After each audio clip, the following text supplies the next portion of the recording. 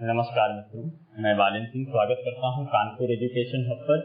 यदि आप लोगों ने अभी तक चैनल को सब्सक्राइब नहीं किया है तो कृपया जल्द से जल्द सब्सक्राइब करें तथा ज़्यादा से ज़्यादा लाइक, शेयर और कमेंट करते रहें। धन्यवाद। चलिए चलते हैं अपने टॉपिक की ओर। तो पिछली क्लास में हमने पढ़ा था मानव शक्ति, पशु शक्ति तथा यांत्रिक शक्ति के बारे में। अब उसी के आगे हम बात करते हैं इलेक्ट्रिक पावर यानी कि विद्युत शक्ति की। तो अधिकांशतः विद्युत मोटर के रूप में प्रयोग की जाने वाली शक्ति को क्या कहते हैं? विद्युत शक्ति कहते हैं। अधिकांशतः विद्युत मोटर के रूप में प्रयोग की जाने वाली शक्ति को इलेक्ट्रिक पावर यानी कि विद्युत शक्ति कहते हैं। और जो विद्युत मोटर होती है, विद्युत मोटर साफ, शांत तथा स्मूथ रनिंग वाली मशीन होती है। क्या? विद्युत शक्ति अधिकांशतः विद्युत मोटर के रूप में प्रयोग की जाने वाली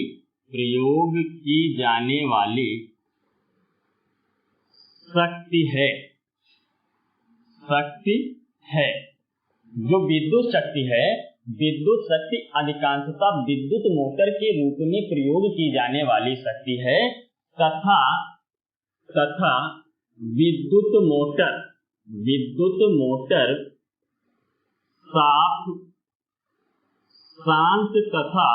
साफ, शांत तथा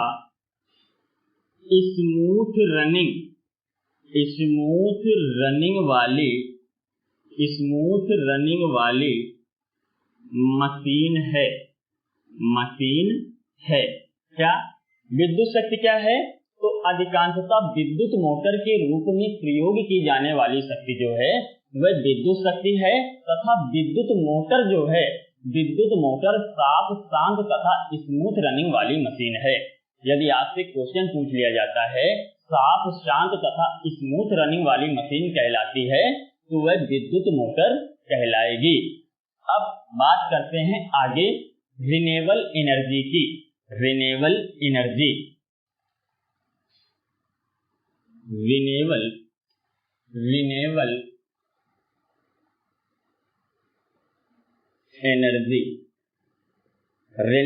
एनर्जी यानी कि नवीकरणीय ऊर्जा।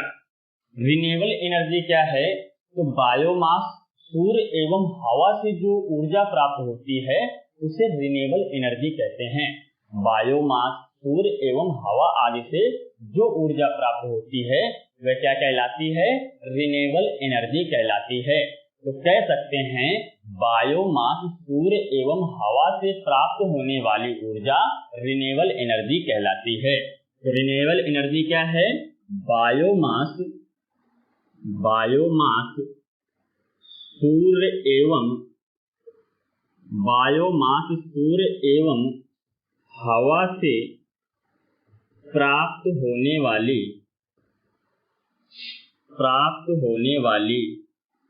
ऊर्जा है। रिन्यूएबल एनर्जी बायोमास, सूर्य एवं हवा से प्राप्त होने वाली एक ऊर्जा है। और भारतीय अर्थव्यवस्था का सबसे महत्वपूर्ण क्षेत्र क्या है? तो भारतीय अर्थव्यवस्था का सबसे महत्वपूर्ण क्षेत्र कृषि है। क्या? भारतीय अर्थव्यवस्था का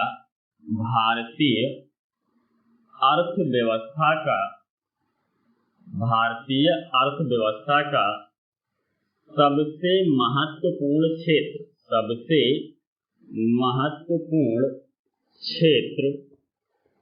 कृषि है। भारतीय अर्थव्यवस्था का सबसे महत्वपूर्ण क्षेत्र कृषि है। लगभग 75% फार्म होल्डिंग लघु एवं सीमांत किस्म की है तथा 25% मध्यम एवं बड़े जोत वाले किसान हैं। क्या? भारत में लगभग 75% फार्म होल्डिंग लघु एवं सीमांत किस्म की है, सीमांत किस्म की है तथा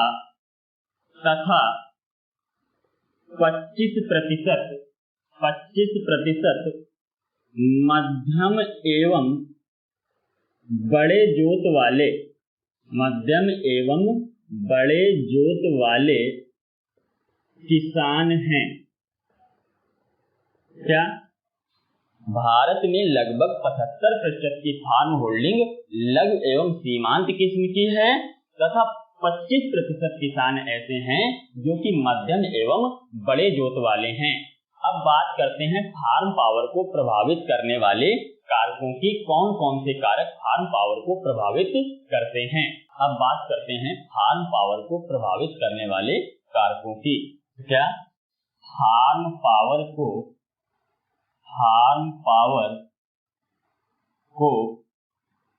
प्रभावित करने वाले कारक, फार्म पावर को प्रभावित करने वाले कारक कौन कौन से हैं। तो कौन कौन से कारक फार्म पावर को प्रभावित करेंगे।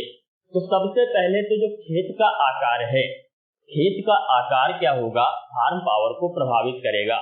मान लीजिए खेत छोटा है तो वहां पर क्या होगा, बड़ी मशीनों को सुगमता से नहीं चलाया जा सकता है, तो क्या होगा, फार्म पावर प्रभावित होगा। तो सबसे पहले तो हम कह सकते हैं खेत का आकार, खेत का आकार फार्म पावर को प्रभावित करता है। वहीं श्रमिकों का खर्च एवं उनकी उपलब्धता भी फार्म पावर को प्रभावित करेगी। श्रमिकों का खर्च एवं श्रमिकों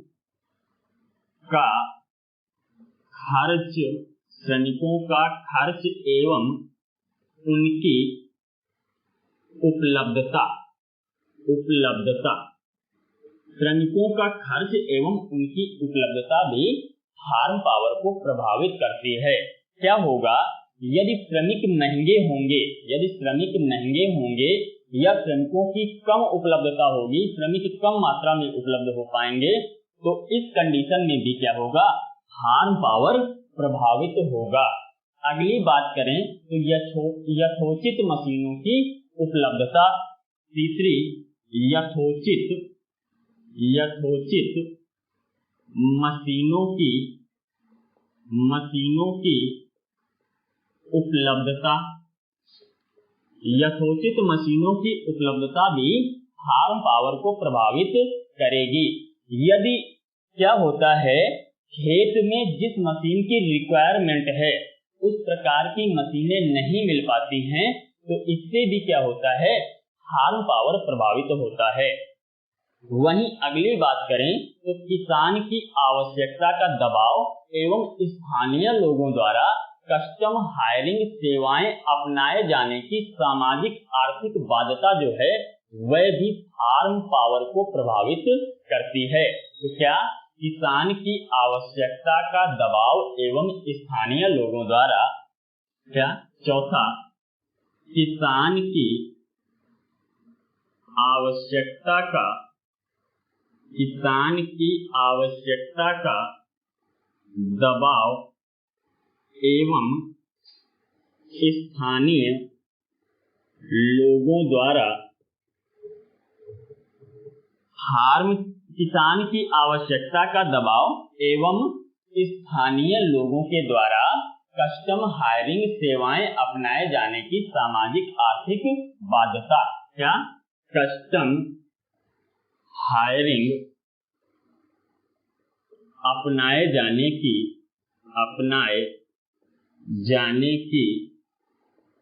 सामाजिक आर्थिक बाध्यता भी क्या करेगी, फार्म पावर को प्रभावित करेगी।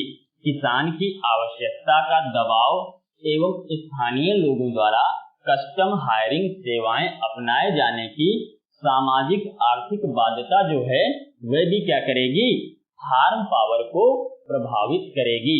अब वहीं अगली बात करें तो कृषि क्षेत्र में ऊर्जा आपूर्ति में बढ़ोतरी प्रत्यक्ष या अप्रत्यक्ष रूप से फसल उत्पादन को बढ़ाता है। क्या कृषि क्षेत्र में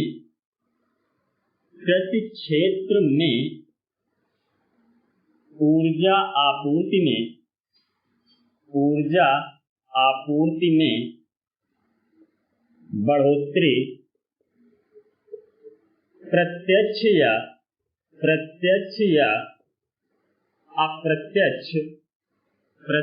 या अप्रत्यक्ष रूप से फसल उत्पादन को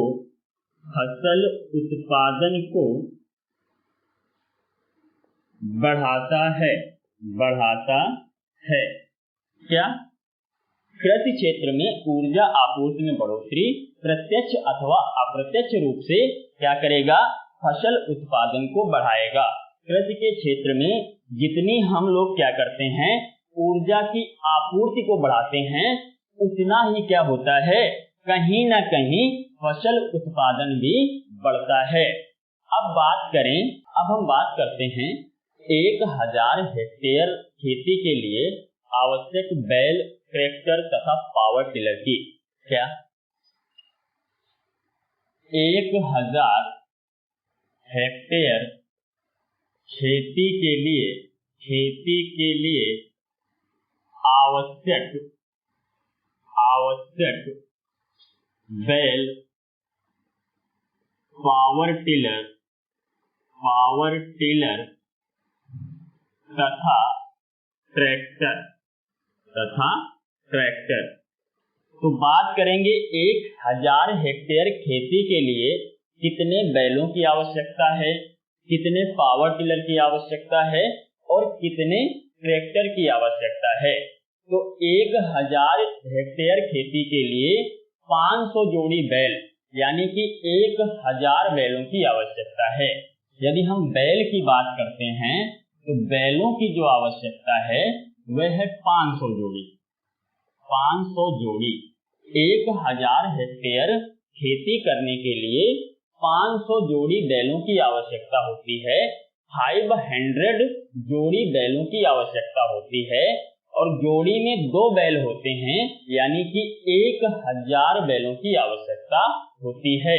अब यदि हम बात करें कितनी पावर टिलर की आवश्यकता पड़ेगी तो 1000 हेक्टेयर की खेती के लिए 200 पावर टिलर की आवश्यकता होती है। तो यदि हम बात करते हैं पावर टिलर की, पावर टिलर तो 1000 हेक्टेयर की खेती के लिए 200 पावर टिलर यानी कि 200 पावर टिलर की आवश्यकता होती है। अब यदि हम बात करें 1000 हेक्टेयर की खेती के लिए कितने ट्रैक्टरों की जरूरत पड़ती है तो 1000 हेक्टेयर खेती के लिए 67 ट्रैक्टर की आवश्यकता होती है। 67 ट्रैक्टर की आवश्यकता होती है। तीसरा, 1000 हेक्टेयर खेती के लिए ट्रैक्टर की आवश्यकता की बात करें, ट्रैक्टर तो 67 यानी कि 67 ट्रैक्टर की आवश्यकता होती है। 1000 हेक्टेयर की खेती के लिए 67 ट्रैक्टर की आवश्यकता पड़ती है। वहीं यदि बात करते हैं तो फसल उत्पादन में लगभग 54% ऊर्जा डायरेक्ट सोर्सेज यानी कि यांत्रिक शक्ति, विद्युत शक्ति, मानव शक्ति तथा पशु शक्ति आदि से प्राप्त हो जाती है तथा वहीं 46% जो ऊर्जा है वह इनडायरेक्ट सोर्सेस जैसे कि उर्वरक, केमिकल एवं फार्म यार्ड मैन्योर आदि से प्राप्त होती है। क्या फसल उत्पादन में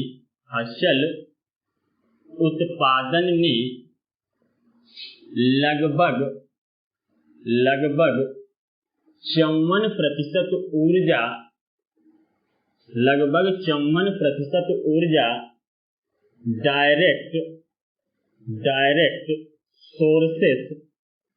डायरेक्ट सोर्सेज यानी कि पशु शक्ति, मानव शक्ति, विद्युत शक्ति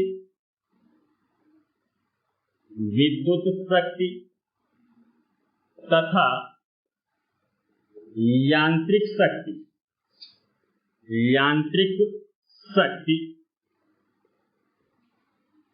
से प्राप्त हो जाती है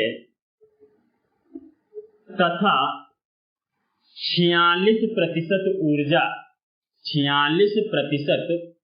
ऊर्जा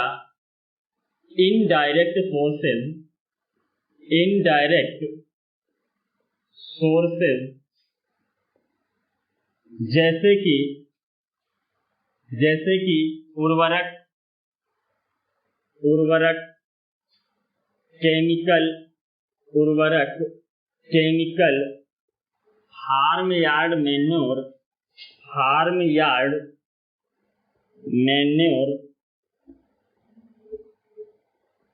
आदि से प्राप्त होती है। क्या फसल उत्पादन में लगभग 54% ऊर्जा डायरेक्ट सोर्सेज जैसे कि पशु शक्ति, मानव शक्ति, विद्युत शक्ति तथा यांत्रिक शक्ति आदि से प्राप्त हो जाती है। और वहीं क्या होता है, 46% जो ऊर्जा है वह इनडायरेक्ट सोर्सेज यानी कि उर्वरक, केमिकल, फार्म यार्ड मैन्योर आदि से प्राप्त होती है। अब बात करते हैं कृषि कार्य हेतु सबसे अधिक ऊर्जा की आवश्यकता कहाँ पड़ती है। तो क्या कृषि कार्य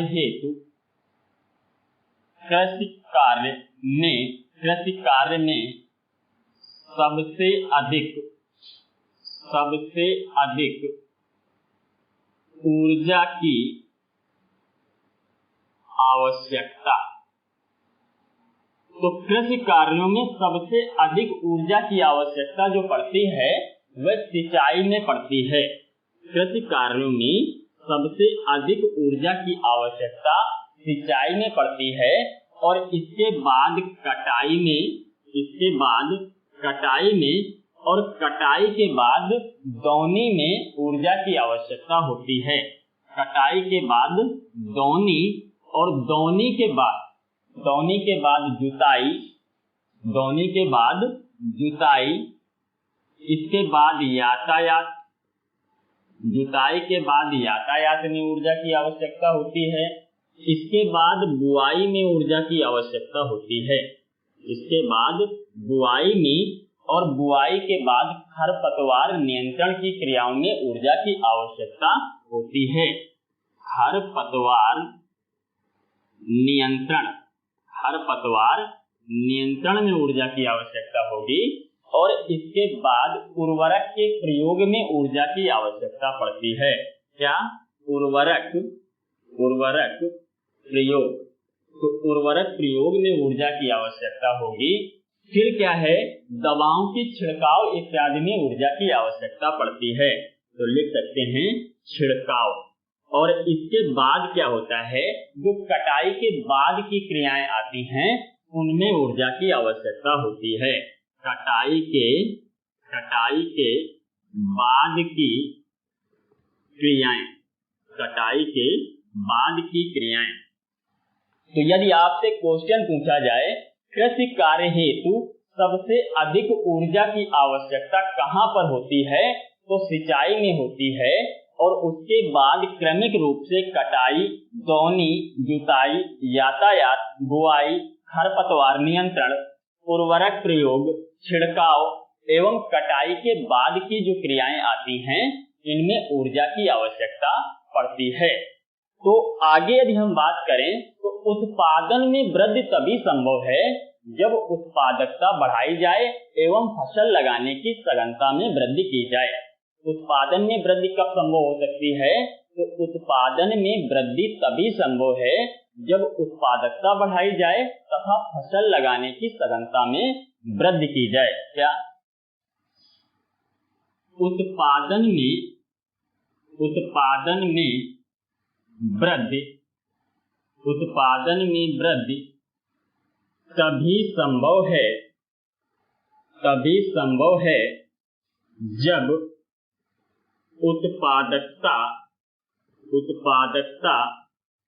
बढ़ाई जाए तथा फसल लगाने की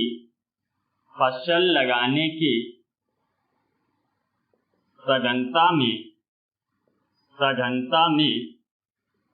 वृद्धि की जाए। उत्पादन में वृद्धि तभी संभव है जब उत्पादकता बढ़ाई जाए तथा फसल लगाने की सघनता में क्या किया जाए, वृद्धि कर दी जाए। चलिए अब इसके आगे बात करते हैं। तो क्या है, उत्पादकता बढ़ाने के लिए कृषि क्रियाओं को अच्छी तरह करने में इंजीनियरिंग एवं तकनीकी का प्रयोग कृषि यांत्रिकरण कहलाता है। क्या?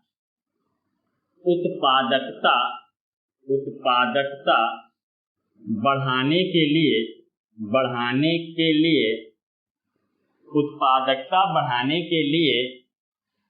कृषि क्रियाओं को अच्छी तरह करने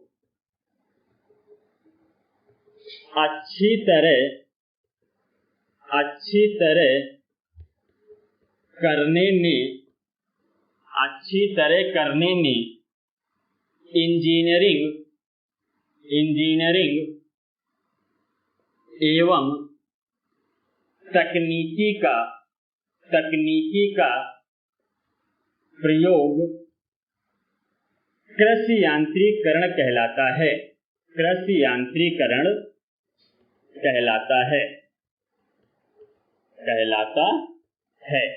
क्या? उत्पादकता बढ़ाने के लिए कृषि क्रियाओं को अच्छी तरह करने में इंजीनियरिंग एवं तकनीकी का प्रयोग कृषि यांत्रिकरण कहलाता है। आपको क्वेश्चन कुछ इस प्रकार दिया जाएगा, उत्पादकता बढ़ाने के लिए कृषि क्रियाओं को अच्छी तरह करने में इंजीनियरिंग एवं तकनीकी का प्रयोग कहलाता है। वहां पर 4 ऑप्शन होंगे, वहां पर एक ये भी ऑप्शन मिलेगा आपको, कृषि यांत्रिकरण। तो उत्पादकता बढ़ाने के लिए कृषि क्रियाओं को अच्छी तरह करने में इंजीनियरिंग एवं तकनीकी का प्रयोग कृषि यांत्रिकरण कहलाता है। यांत्रिकरण एक आवश्यकता आधारित प्रक्रिया है। क्या? यांत्रिकरण एक आवश्यकता आधारित प्रक्रिया है। यांत्रिकरण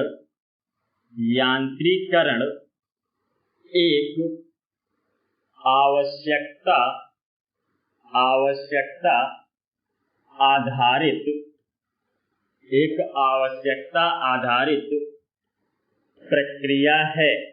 जो यांत्रिकरण है, यांत्रिकरण एक आवश्यकता आधारित प्रक्रिया है।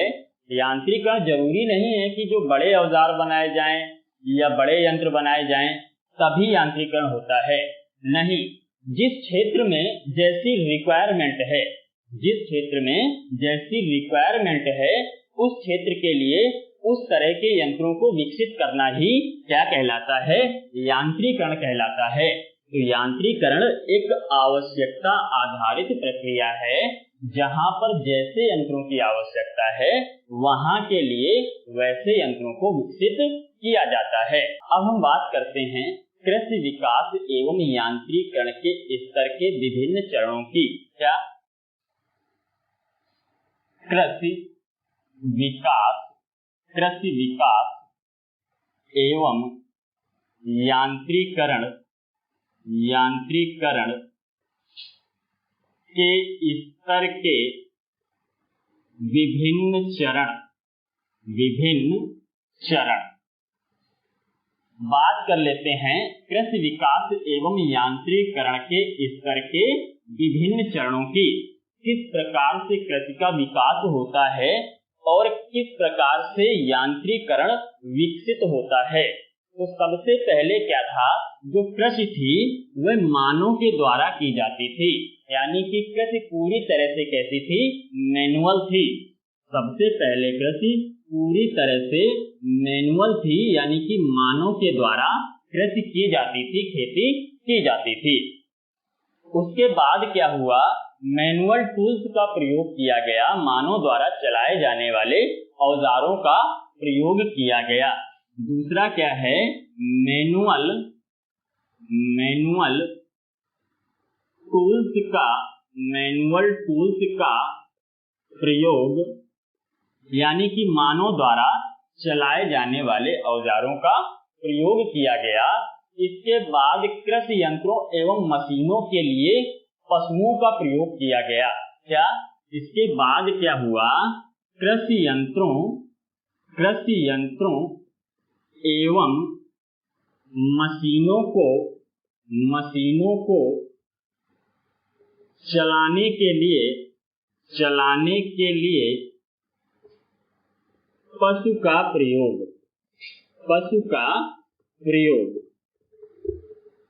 इसके बाद क्या हुआ? कृषि यंत्रों एवं मशीनों को चलाने के लिए पशुओं का प्रयोग किया गया और इसके बाद में पशु एवं यांत्रिक शक्ति दोनों का एक साथ प्रयोग किया गया। क्या? इसके बाद क्या हुआ? पशु एवं यांत्रिक शक्ति का एक साथ प्रयोग। पशु एवं यांत्रिक शक्ति का एक साथ प्रयोग किया गया। इसके बाद केवल यांत्रिक शक्ति का प्रयोग किया गया। इसके बाद क्या है? केवल यांत्रिक शक्ति का प्रयोग किया गया। यांत्रिक शक्ति के प्रयोग के बाद स्वचालित मशीनें विकसित की गईं। क्या? छठवां स्वचालित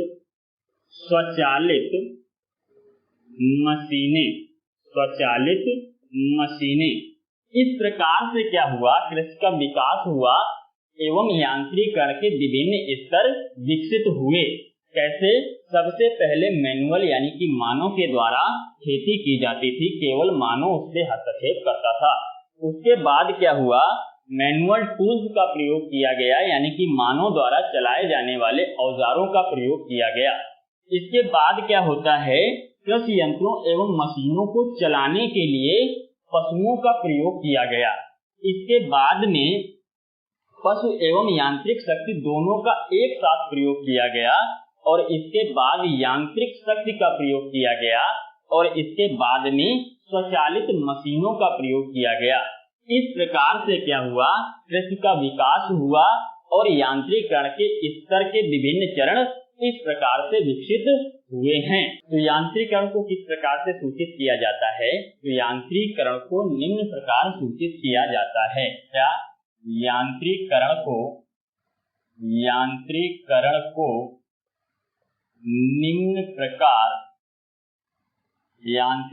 को निम्न प्रकार से सूचित किया जाता है। यांत्रिकरण को निम्न प्रकार से सूचित किया जाता है। सबसे पहले प्रति इकाई क्षेत्रफल यानी कि farm power per unit area के हिसाब से। दूसरा यांत्रिक शक्ति बनाम कुल कृषि शक्ति अनुपात यानी कि ratio of mechanical power over total farm power. तीसरा ऊर्जा अनुपात यानी कि एनर्जी रेशियो। क्या? तो फार्म पावर तो यांत्रिकरण को किस प्रकार से विकसित किया जाएगा? तो सबसे पहले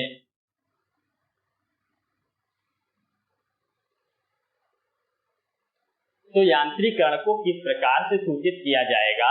तो सबसे पहले प्रति इकाई क्षेत्रफल कृषि शक्ति के आधार पर। क्या? प्रति इकाई क्षेत्रफल कृषि शक्ति प्रति इकाई क्षेत्रफल कृषि शक्ति यानी कि farm power per unit area के हिसाब से। Farm power per unit area.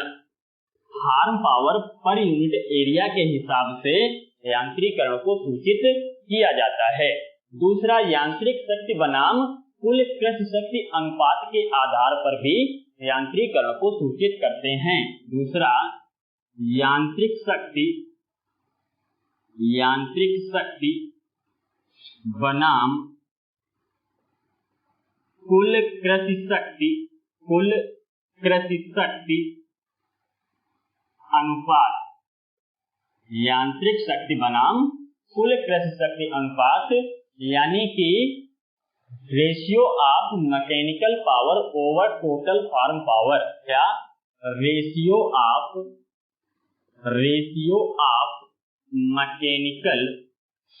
Mechanical power over total farm power, ratio of mechanical power over total farm power, यानी कि यांत्रिक शक्ति बनाम कुल कृषि शक्ति अनुपात। तीसरा, ऊर्जा अनुपात के आधार पर भी यांत्रिकरण को सूचित किया जाता है। ऊर्जा अनुपात यानी कि एनर्जी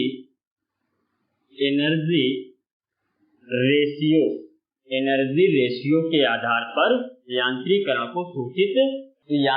को निम्न प्रकार से सूचित किया जाता है। पहला, प्रति इकाई क्षेत्रफल कृषि शक्ति यानी कि farm power per unit area के द्वारा। दूसरा, यांत्रिक शक्ति बनाम कुल कृषि शक्ति अनुपात यानी कि ratio of mechanical power over total farm power के द्वारा। और तीसरा, ऊर्जा अनुपात यानी कि एनर्जी रेशियो के द्वारा क्या किया जाता है? यांत्रिकरण को सूचित किया जाता है। अब यदि बात करें तो 1950-51 में देश में जो फार्म पावर उपलब्धता थी वह 0.25 किलोवाट प्रति हेक्टेयर थी। क्या? 1950-51 में देश में फार्म पावर